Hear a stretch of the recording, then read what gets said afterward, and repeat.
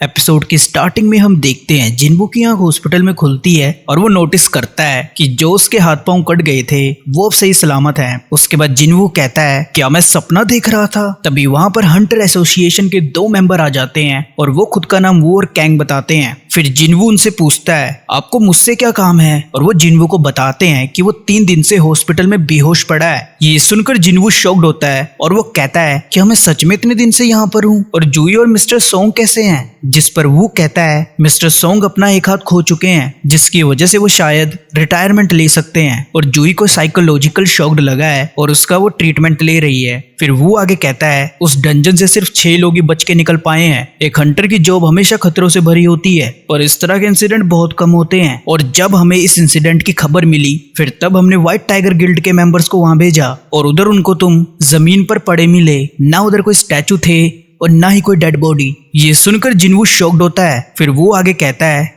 अगर हमें सर्वाइवर्स की स्टेटमेंट सही नहीं लगती तो इसका जिम्मेदार तुम्हें ही समझा जाता, पर अब ऐसा नहीं है। लेकिन अब मैं तुमसे एक सवाल पूछना चाहता हूँ, क्या तुमने सेकंड अवेकनिंग को एक्सपीरियंस किया है। ये सुनकर जिन्वू शॉक्ड होता है और हमें बताया जाता है एक हंटर की पावर का अंदाजा उसकी अवेकनिंग से लगाया जाता है, और हंटर की पावर सिर्फ एक बार अवेक होती है। लेकिन कुछ रेयर हंटर होते हैं जिनकी सेकंड अवेकनिंग होती है और उसके बाद वो ए रैंक या एस रैंक हंटर के पावर लेवल को मैच कर सकता है। तभी वो जिन्वू के सामने मैजिक डिटेक्टर रखता है जिससे वो जिन्वू की पावर लेवल का पता लगा सके। जिन्वू उस मैजिक डिटेक्टर में अपना हाथ रखता है और उसमें दिखाया जाता है कि उसका पावर लेवल सिर्फ 10 है, जिसका मतलब था कि उसकी पावर बिल्कुल नहीं बढ़ी है। उसके बाद वो दोनों वहां से चले जाते हैं। फिर कैंग कहता है एक ई रैंक हंटर की पावर भी 70 से ऊपर होती है और इसका तो सिर्फ 10 था, इसका मतलब है कि एक नॉर्मल इंसान है। तब वो अपने मन में कहता है वो डंजन तो वैनिश हो चुका है इसलिए अब हम उसे एक्सप्लोर नहीं कर सकते हैं, लेकिन इसने वहां पर सरवाइव कैसे किया। अगले सीन में जिन्वू कहता है इन लोगों ने मेरी होप बहुत बढ़ा दी थी, पर मुझे एक बात समझ नहीं आ रही है, इन्होंने मुझे स्क्रीन के बारे में कोई क्वेश्चन क्यों नहीं पूछा।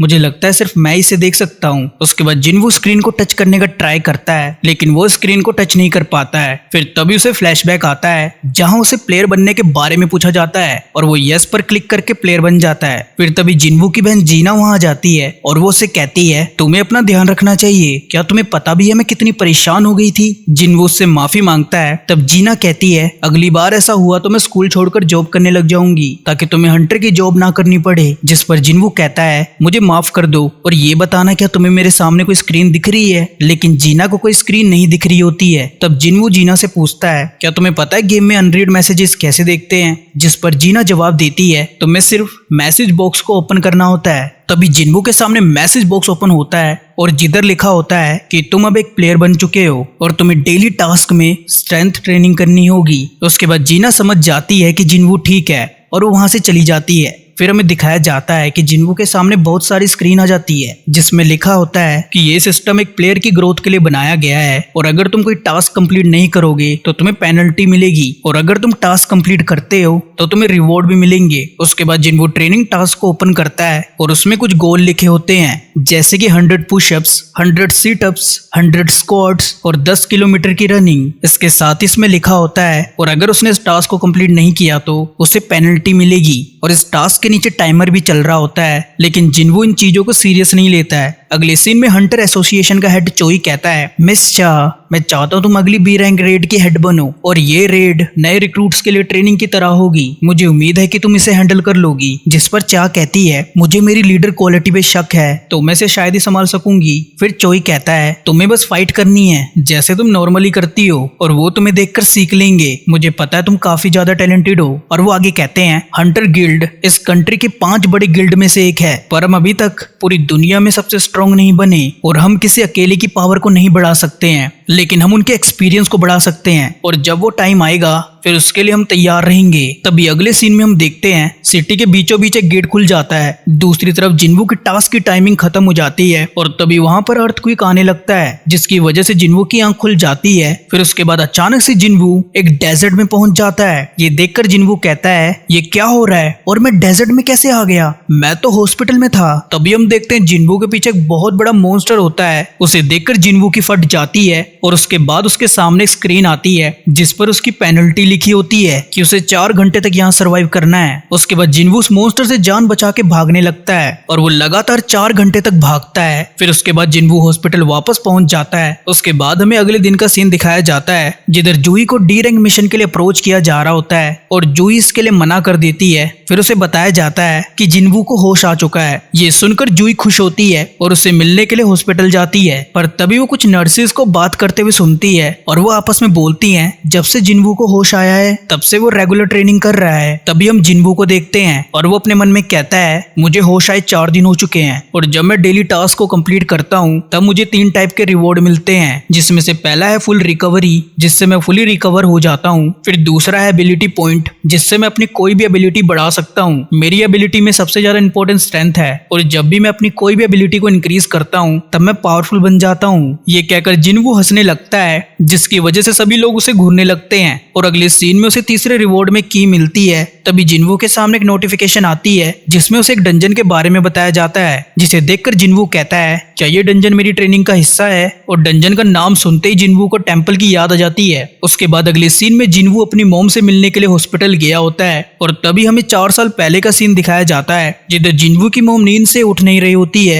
ये देखकर जिन्वू और जीना परेशान हो जाते हैं और वो उनको हॉस्पिटल लेकर आते हैं। तब डॉक्टर उन्हें बताता है ये एक इंटरनल स्लीपिंग डिसीज है और ये डिसीज तब आई थी जब ये गेट आए थे, मगर ये डिसीज सिर्फ 10,000 लोगों में से किसी एक को होता है और अभी की टेक्नोलॉजी के हिसाब से हम सिर्फ तुम्हारी मोम को जिंदा रख सकते हैं। उसके बाद जिन्वू अपने मोम के इलाज के लिए जॉब करने लगता है, पर उसी दौरान उसे अपनी पावर का अंदाजा होता है और इस तरह से वो एक हंटर बन जाता है। फिर वो घर आकर अपनी बहन को बताता है अब मुझे बहुत सारे पैसे मिलेंगे और अब मैं मोम का इलाज करवा पाऊंगा। उसके बाद जिन्वू मिशन पर जाने लगता है पर वो ज्यादा अच्छा परफॉर्म नहीं कर पाता है। उसके बाद सीन प्रेजेंट में शिफ्ट होता है जिधर जिन्वू एक स्टेशन के गेट के पास खड़ा होता है और वो अपने मन में कहता है मैं पूरी तरह से तैयार हूँ और अगर सिचुएशन डेंजरस हुई तो मैं लास्ट टाइम की तरह बचकर भाग जाऊंगा। ये कहकर वो की को निकालता है और डंजन को अनलॉक करता है। फिर वो उस डंजन के अंदर चला जाता है, लेकिन तभी वो डंजन बाहर से बंद हो जाता है और जिन्वू देखता है उसके सामने से एक लड़की गुजरती है। ये देखकर जिन्वू समझ जाता है कि वो किसी और डायमेंशन में है। फिर जिन्वू अपने मन में कहता है अब मैं क्या करूं, मैंने सोचा था अगर कोई गड़बड़ होगी तो मैं भाग जाऊंगा पर इसका गेट तो बंद हो गया है। फिर जिन्वू के सामने एक नोटिफिकेशन आती है जिसमें लिखा होता है अगर इस डंजन से बाहर आना है तो